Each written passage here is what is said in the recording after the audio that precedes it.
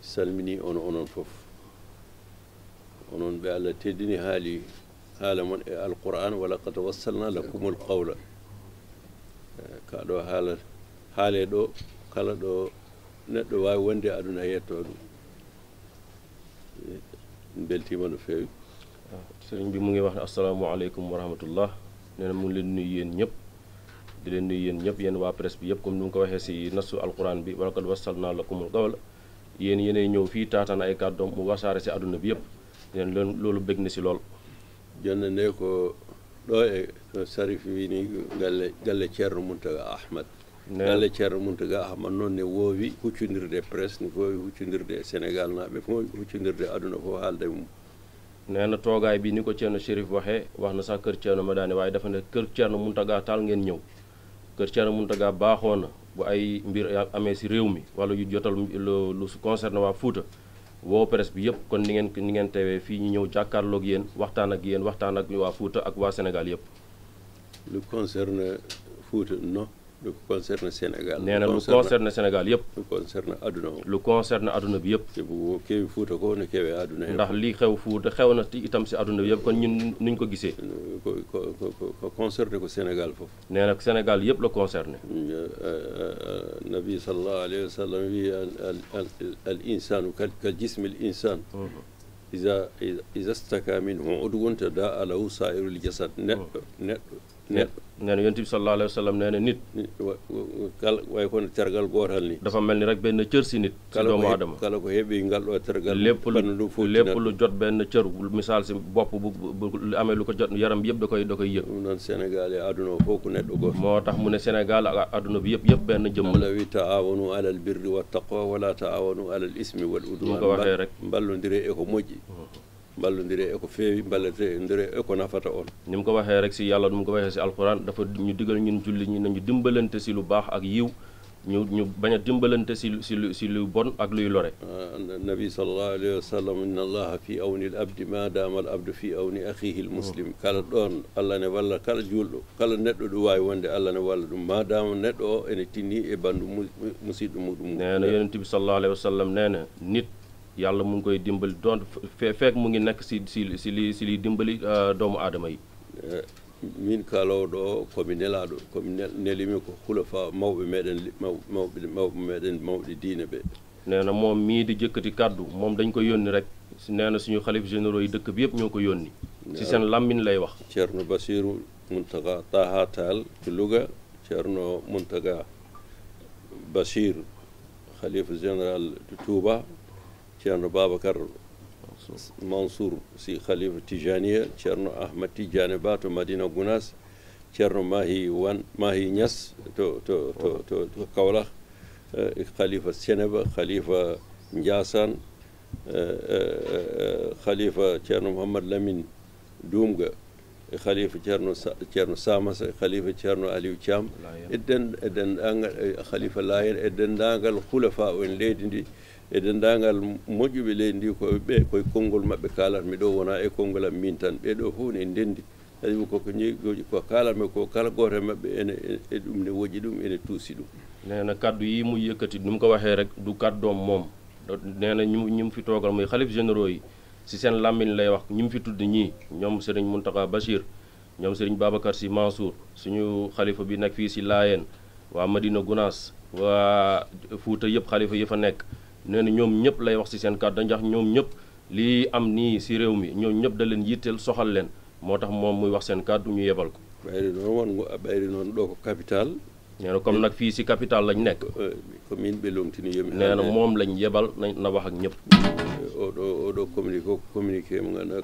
kala neɗɗo gonɗo e nder leydi he halle hay so yalti leydi ndi so tan nani konngol ngol ene concerné ɗum nee na communiqué bii wala li ñu fiy jàllale képp koo xamante ni doomu réew mi nga nekk ci biir réew mi wala nga nekk ci bitim réew lii concerné na la so tawi ndiyam ɗam jippima alhamdulillahi en jetti Allah Allah jippinɗo toɓo ko yurmede ndiyam ko yurmede ko faabu kala eɗen ñandi kala ko ndiyam bonni ma moƴƴin ko ɓuri ɗum wasnode jippade nde ɓuri ɓuri ko ɗum bonni ko. nee na ñu ngi sant yàlla si ndox miy wàcc nee na ndox yërmande la ndox lépp lu mu yàq incha allah dina defar lu ko ëpp. kadi ko arsugu Sénégal. nee na wërsëg la itam si dëkk bi. yàlla hokku en naftorade. nee na yàlla nañu yàlla may ñu jëfandikoo ndox miy wàcc lor ay nit. musidɓe ɓe ɗum heeɓi ɓe heɓaɓe ɓe musidɓe dañɓe loruji e ɗum naaji ɓe hen galleji mumen keeli ɓe hen guese mumen boni ɓe hen jawɗele mumen jeehi donc ɓayri bandiraɓe maɓɓe woɗɓe ene keddi ɓen ne mbawi wallodirde e maɓɓe kamɓe heɓaɓe ɓe kala goɗɗo neɗɗo ɗo tolni e ko wawi kala ko jogui yawaka haydara rendine so rendinama ɓe ballite e ko haalate ɗo ko état o e hoore mum enen ewna hen yo yawnu junggo muɗum faabo yimɓe ɓe omde affaire uji ɗi miskineɓe heddiɓe commerçant ji miskineɓe ɓe ngalaɓe ɓe dawani haydara kala goto won ko jogui foof yo rendine ɓe mbawa wallitorede kamɓe ne ɓe tina won bandiraɓe maɓɓe julɓe ne jooɗi e sara maɓɓe. nee na mu ngi massawu de mboolam ñoo nga xamante ne loolu nañ si mbir mi ñi nga xamante ne ñàkk nañ seen bakkan ñi nga xamante ne ñàkk nañ seen ay jur ñi nga xamante ne ñàkk nañ ci seen ay tool yu yàqu nee na ñooñu ñëpp mu ngi leen di massawu si turu xalifa yëpp mu ngi woo nag nguur gi mu gën a baral loxoom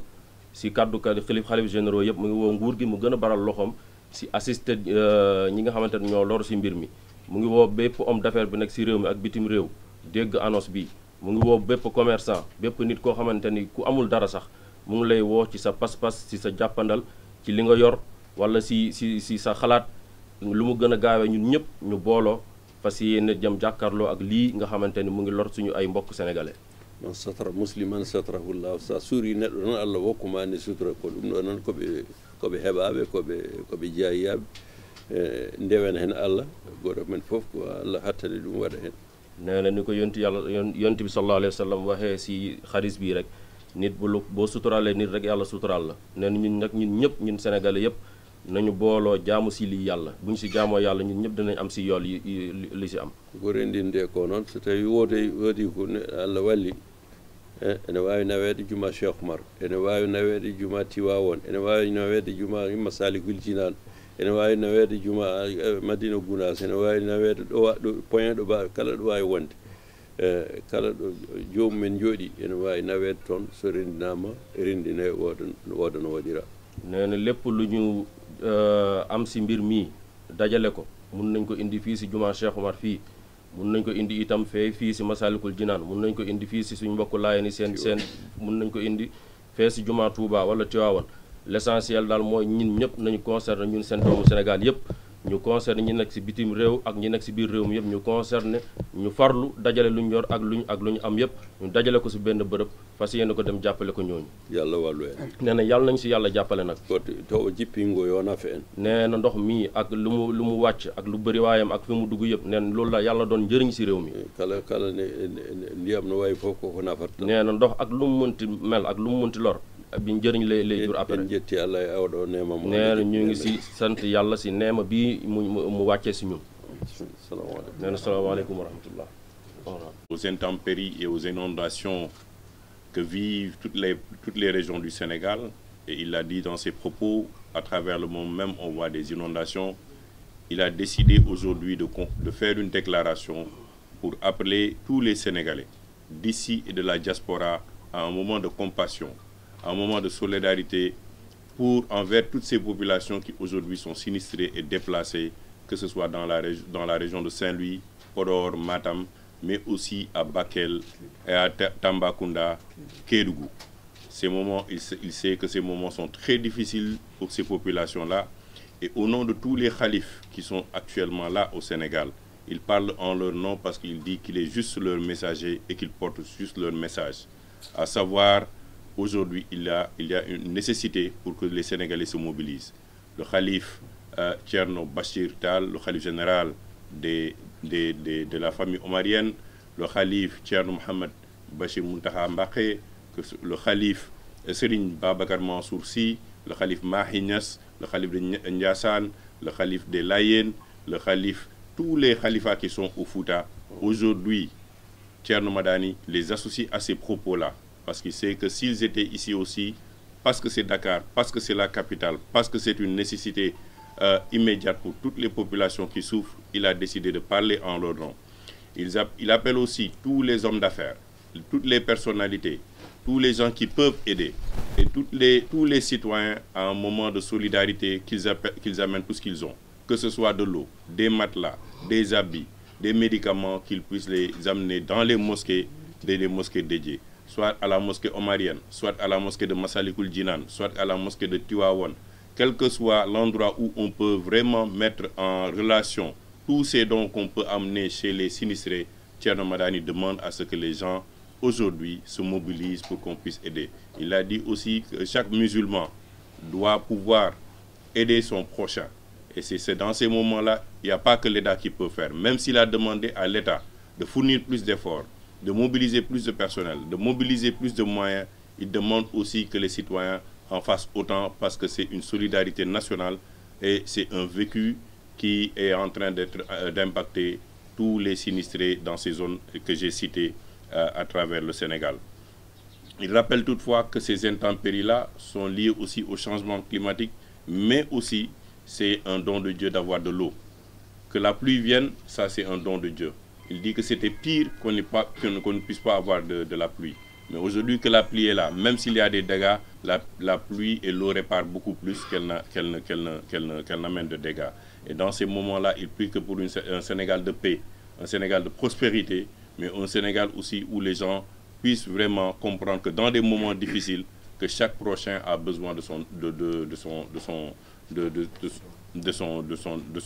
frère ou de sa sœur.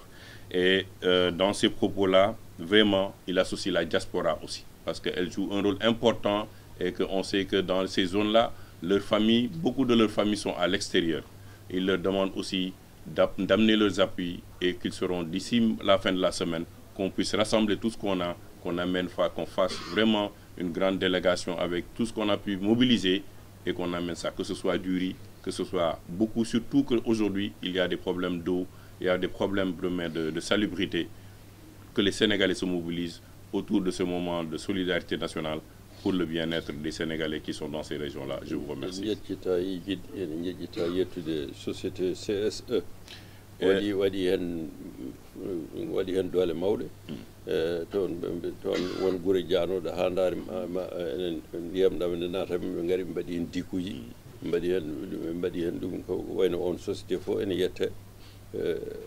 jarama kamɓe waɗɓe ɗum ɓe. Il dit aussi qu'il donne l'exemple de la société CSE qui, dans des moments difficiles, a vu qu'il y a des villages qui allaient être emportés par les pluies diluviennes, mais qui sont venus et qui ont mis une digue sur place et cette digue-là a permis de sauvegarder les villages environnants. Oui,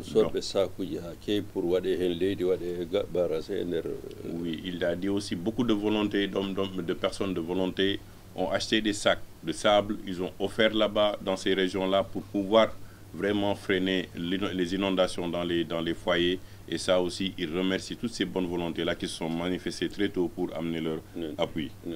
Effort, toujours effort. Mais malgré tout, il dit qu'il faut plus d'efforts, plus de solidarité, parce que l'eau continue d'inonder les villages, continue de récupérer des habitations. Donc, il faut que les gens se mobilisent le plus rapidement possible.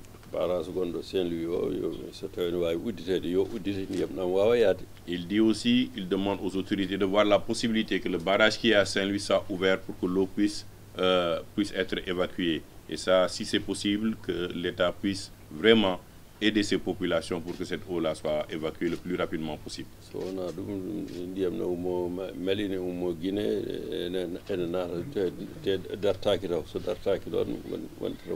Et puis il dit qu'il y a beaucoup d'eau qui vient en Concorde du Mali et des pays avoisinants. Donc si cette digue-là n'est pas ouverte, il pense que les difficultés vont continuer pour ces populations-là. Qu'Allah nous préserve, qu'Allah préserve le Sénégal et toutes nos prières aussi pour ces personnes sinistrées. Il dit qu'à la fin de la journée, quand on regardera avec le temps, ce sera la paix et vraiment on va reconstruire ces villages-là. Il dit qu'il remercie toute la presse parce qu'ils se sont mobilisés vraiment pour porter son message, pour porter, et qu'il vous remercie pour votre présence, mais aussi pour pouvoir être dans ces moments de compassion, les relais pour ces populations sinistrées, entre ces populations et aussi les autorités pour que des moyens soient dégagés le plus rapidement possible. nee na mu ngi leen di ñaanal yàlla na yàlla defal barke mu barkeel àdduna bi yëpp.